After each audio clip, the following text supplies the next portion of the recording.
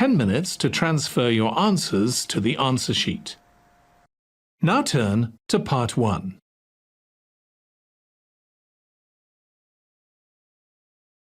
Part 1.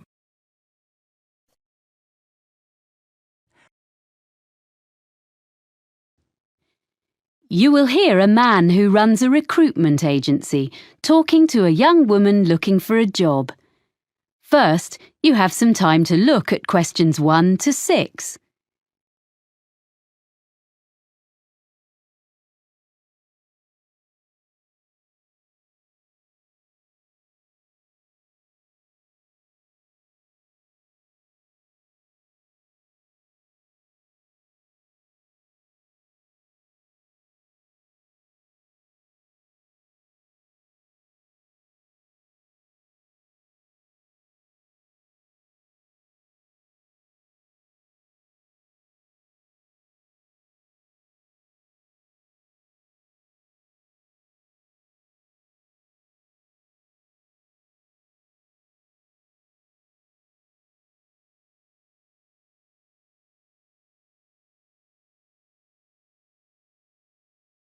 Now we shall begin. You should answer the questions as you listen, because you will not hear the recording a second time. Listen carefully and answer questions 1 to 6. Hello, Edwina, is it? Have a seat. Yes, Edwina. Thanks. I'm looking for a job as a nanny. I like working with children. I talked to you yesterday. Oh, yes. Well, we covered most of the ground on the phone yesterday. I've got a form I need to complete for my records. So, you're Edwina Riley, and how should we contact you? Oh, by email. I check it regularly. What's the address? It's Edwina, like my name, then R-I, the first 2 letters of my surname, at worldnet.com. EDWINARI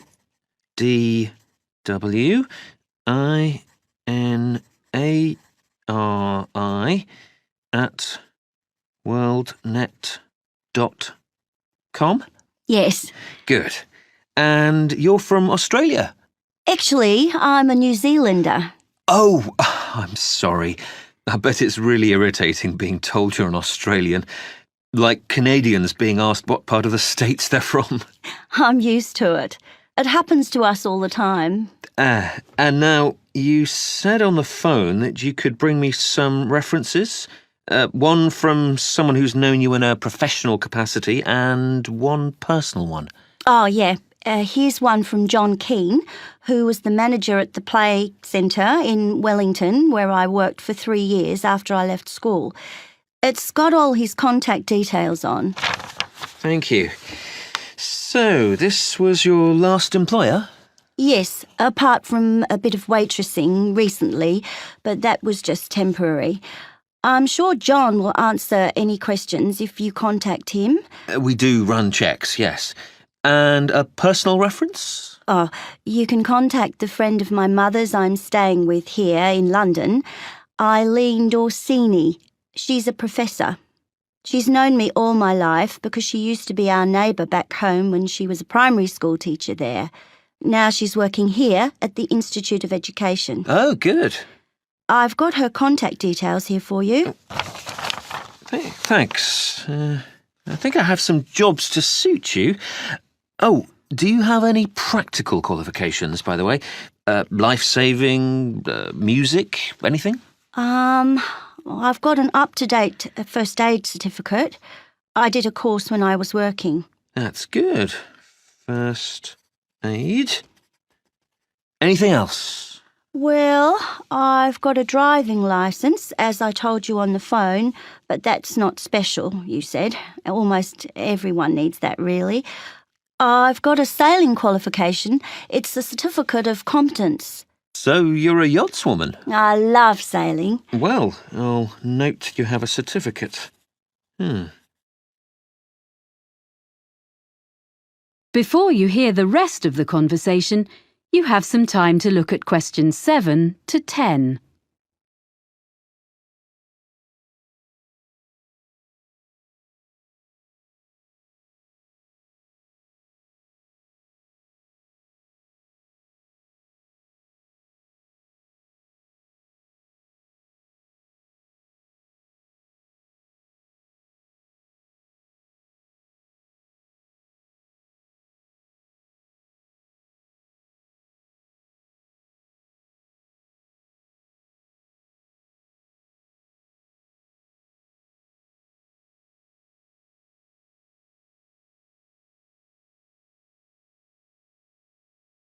Now listen and answer questions 7 to 10.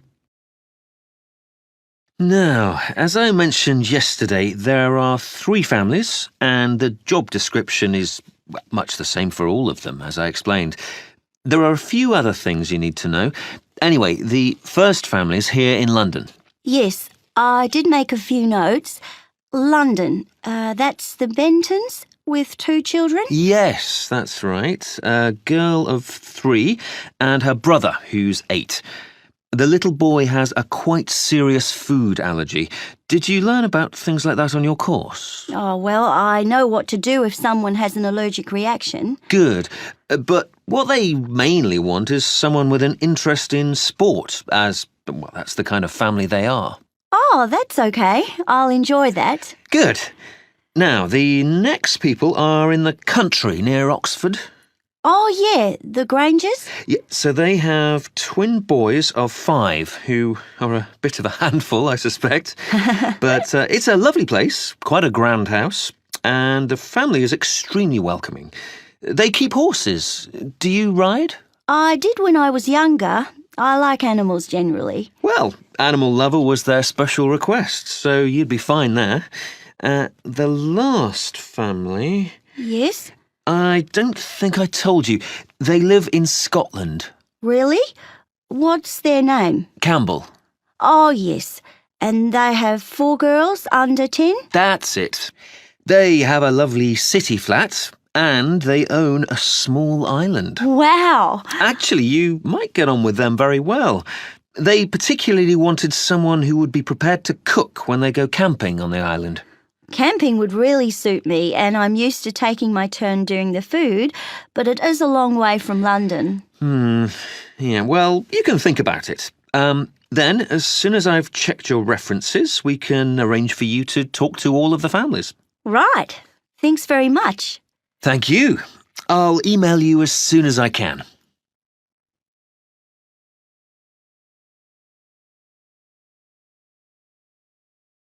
That is the end of part 1.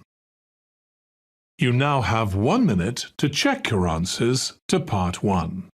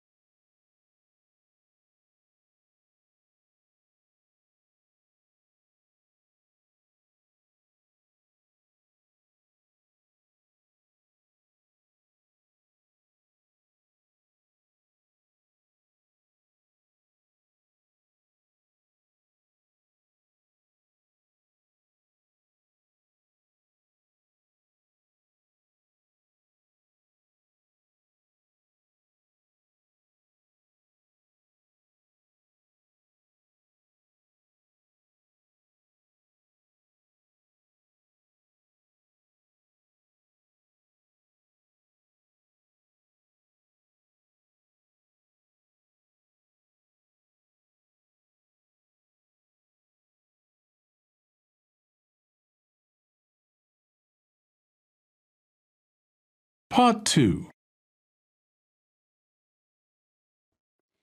You will hear a woman talking to a group of people who are looking round a sports and leisure centre. First, you have some time to look at questions 11 to 14.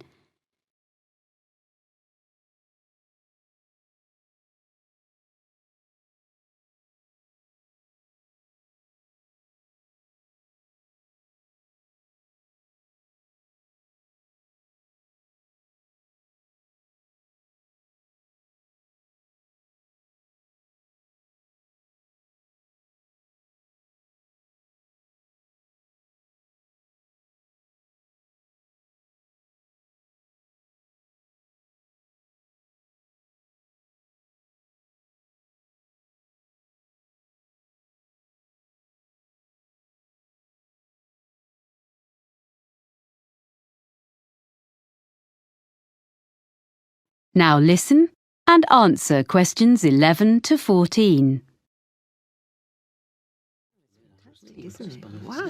Ladies and gentlemen, I'm very pleased to be able to welcome you to Cityscope, our lovely modern sports and leisure facility.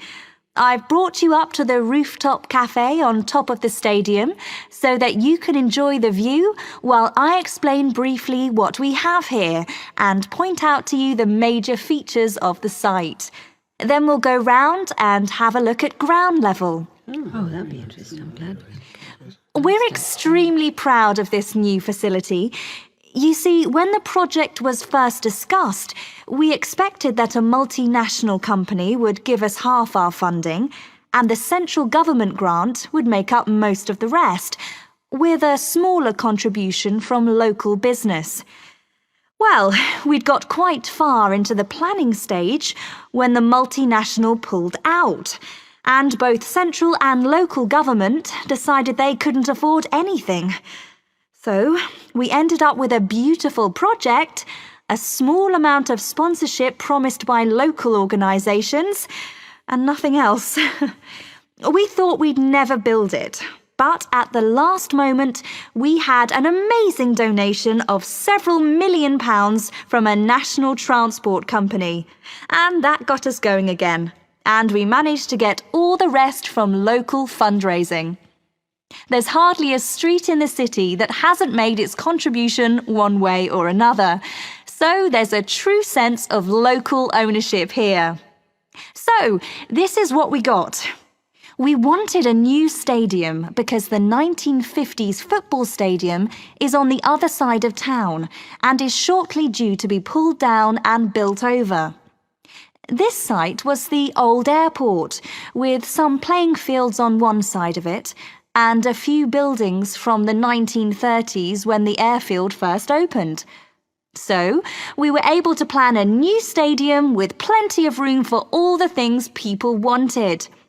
The playing fields have been upgraded and refenced, so they are now a set of top-quality outdoor pitches for amateur football, hockey and so on. We have both sports and other entertainments here. We want to encourage all kinds of people onto the site and hope some of them may come to use the cinema or the cafe and end up trying the fitness centre. These are all grouped together. The cafe is in the original 1930s passenger hall, and the architects have managed to retain some of the elegant style of the building. The other buildings, like the control tower, which would have made a great feature, and the aircraft hangars, which we had hoped might house the fitness centre, were unfortunately not structurally sound enough to preserve. So, everything else is newly built, opened in 2010. Before you hear the rest of the talk, you have some time to look at questions 15 to 20.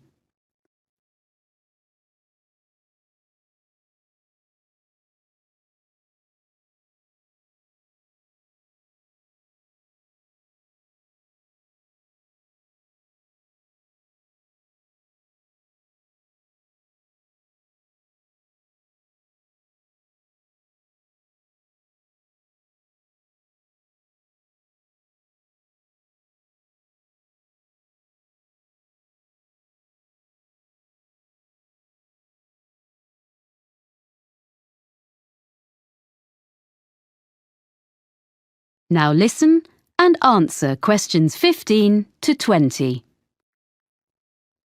Right. Now, if you'd like to gather a little closer to the window, I'll point out the various buildings. Very nice. We're at the highest point of the stadium here in the rooftop cafe, on the opposite side to the main entrance doors.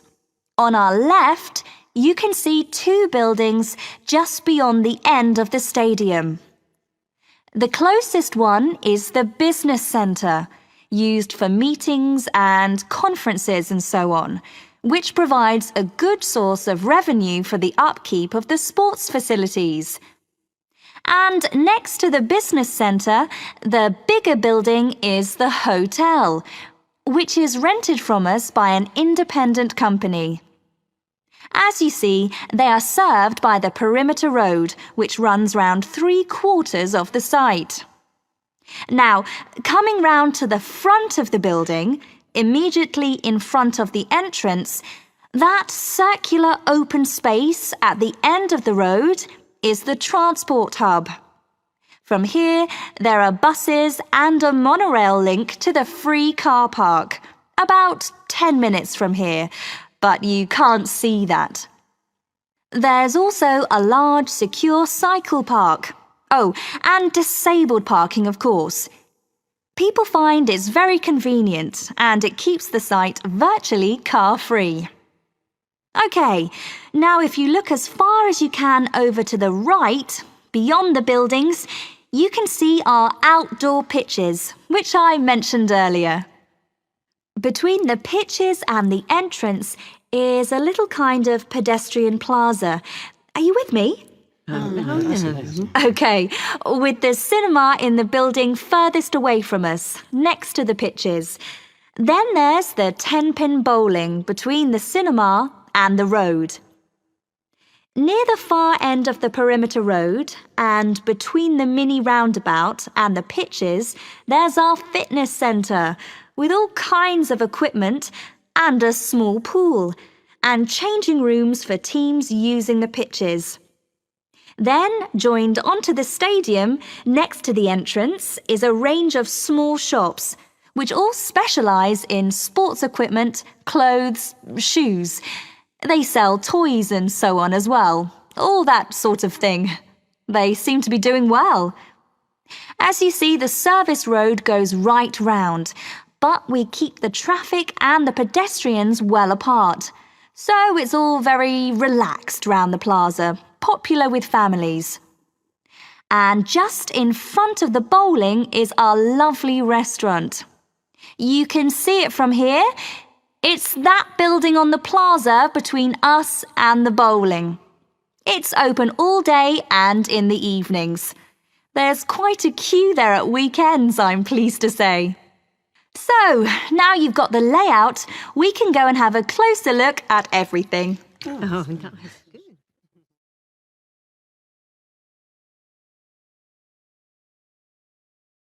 That is the end of part 2. You now have 30 seconds to check your answers to part 2.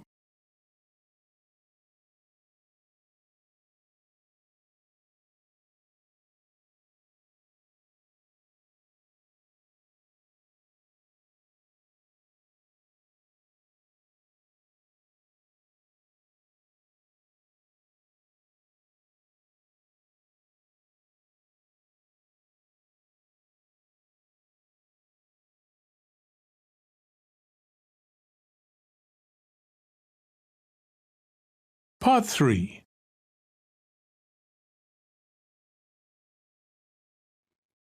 You will hear two people called Chloe and Ivan talking about a business studies course. First, you have some time to look at questions 21 to 25.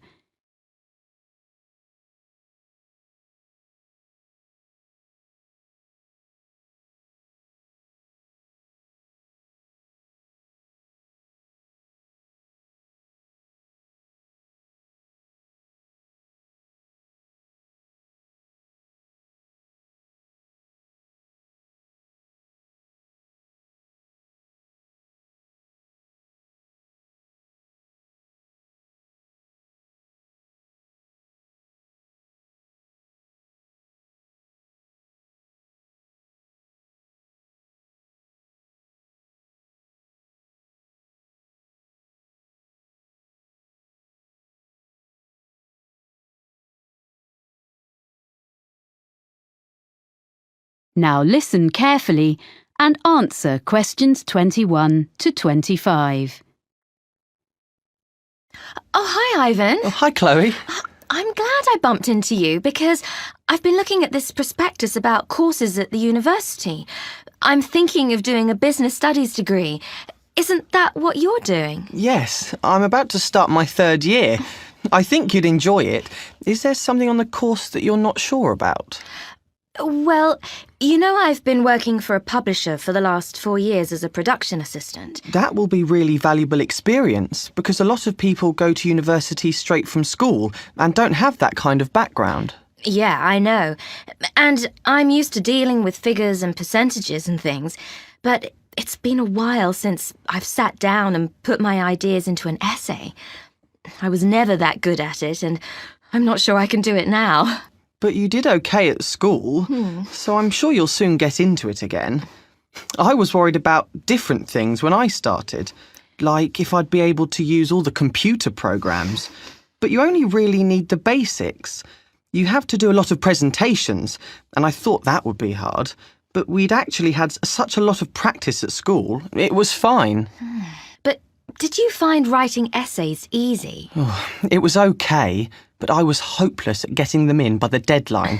And I was always late for lectures, so I had to work hard at that, and I tend to be early now. It's good that you've sorted yourself out before you go and get a job, or you might not have it very long. I think the course looks really interesting. It is.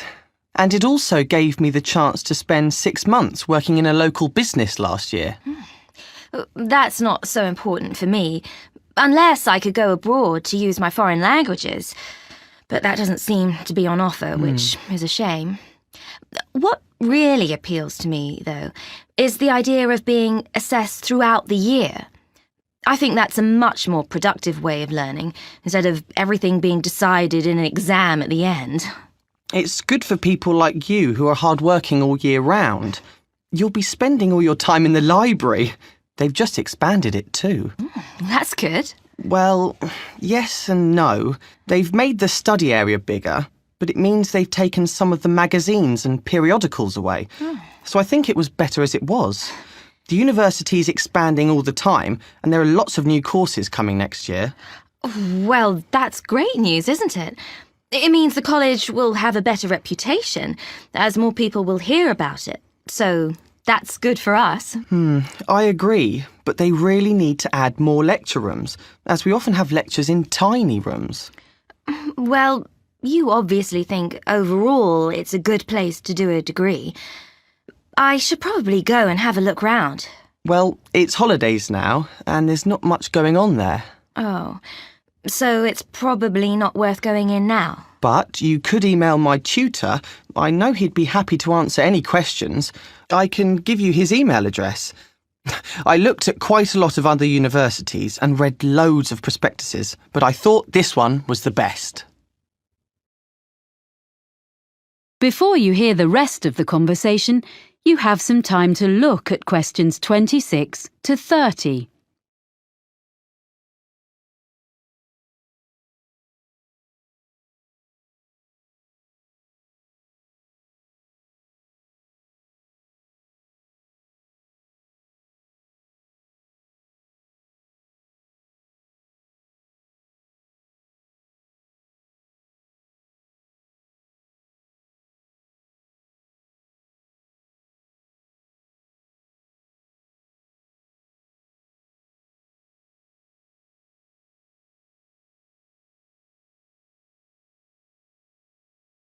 Now listen and answer questions 26 to 30.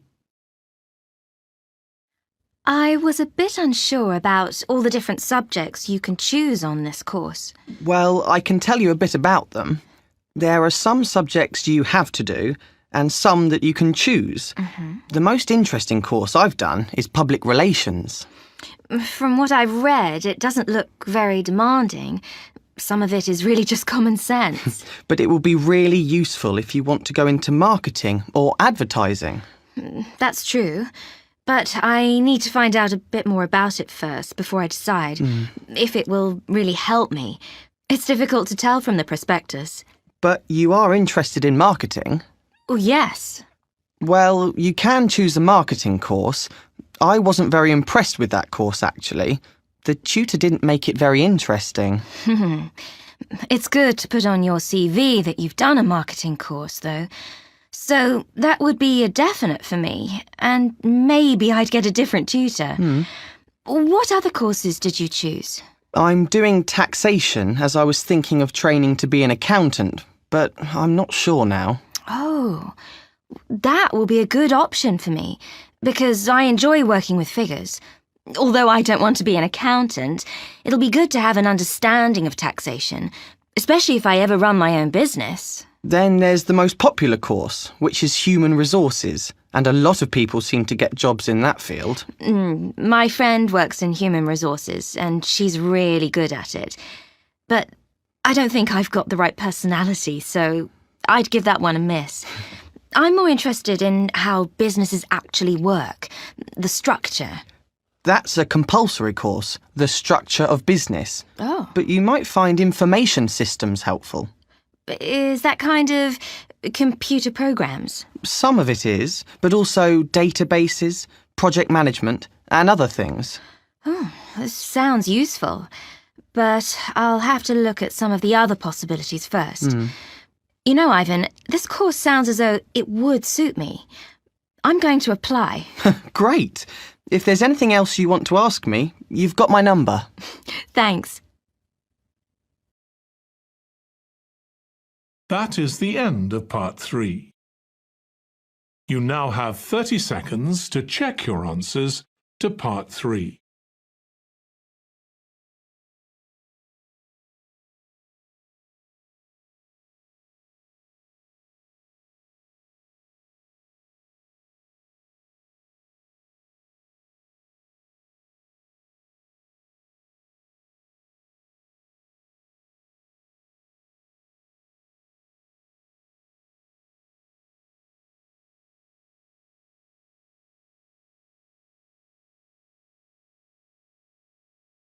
Part 4.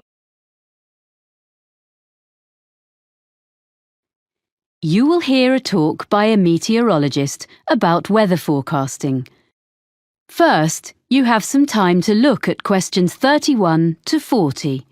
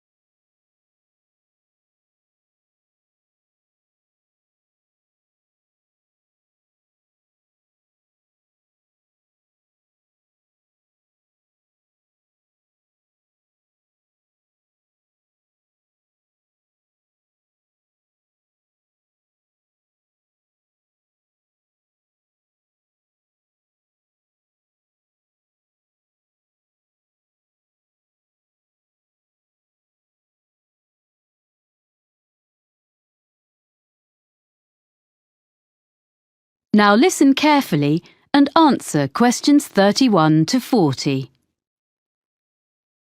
I work for the National Weather Service, and as part of your course on weather patterns, I've been asked to talk to you about how we predict the weather.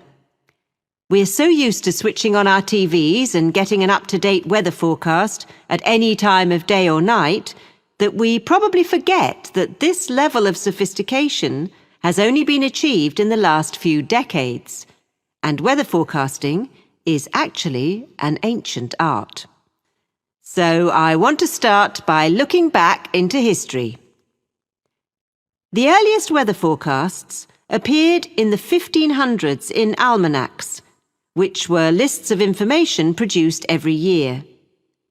Their predictions relied heavily on making links between the weather and where the planets were in the sky on certain days.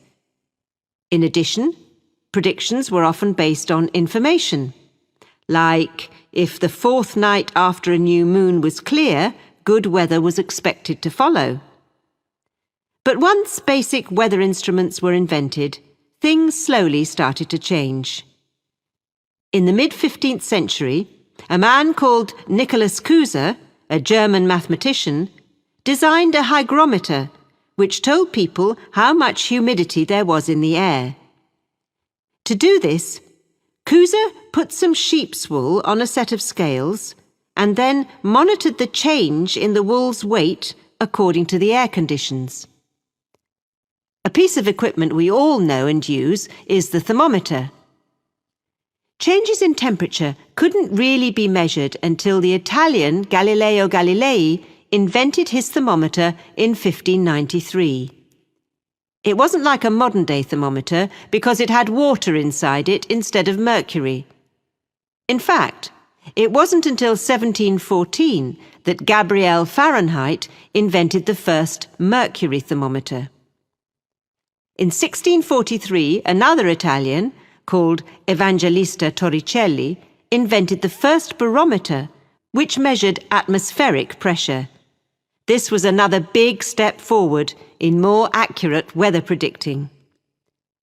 As time went on, during the 17th, 18th and 19th centuries, all these meteorological instruments were improved and developed, and people in different countries began to record measurements relating to their local weather. However, in those days it was very difficult to send records from one part of the world to another, so it wasn't possible for them to share their information until the electric telegraph became more widespread. This meant that weather observations could be sent on a regular basis to and from different countries. By the 1860s, therefore, weather forecasts were becoming more common and accurate because they were based on observations taken at the same time over a wide area. In 1863, France started publishing weather maps each day. This hadn't been done before, and other nations soon followed. So that was the start of national weather forecasting. And I'll now tell you how we at the National Weather Centre get the information we need to produce a forecast.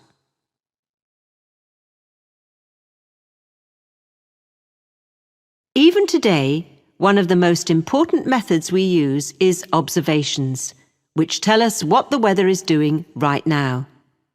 Observation reports are sent automatically from equipment at a number of weather stations in different parts of the country.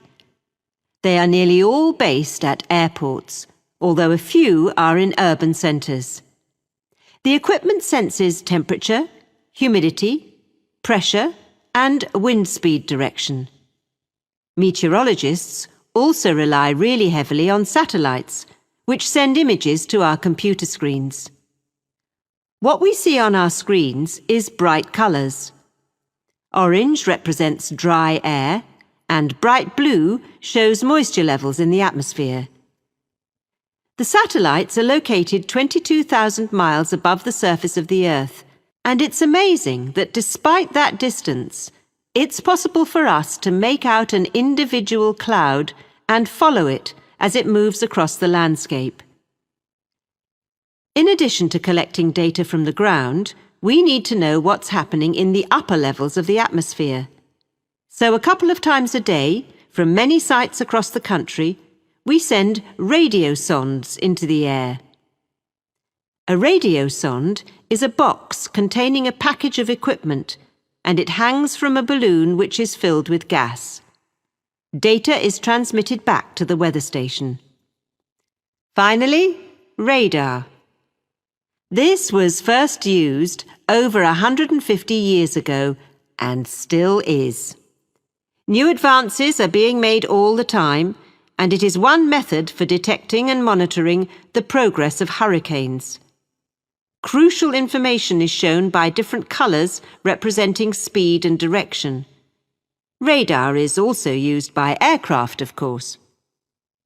All this information from different sources is put into computer models, which are like massive computer programs. Sometimes they all give us the same story, and sometimes we have to use our own experience to decide which is showing the most accurate forecast, which we then pass on to you. So, I hope next time you watch the weather forecast, you'll think about how we meteorologists spend our time. And maybe I've persuaded some of you to study meteorology in more depth. That is the end of part 4. You now have 1 minute to check your answers to part 4. That is the end of the listening test. In the IELTS test, You would now have 10 minutes to transfer your answers to the answer sheet.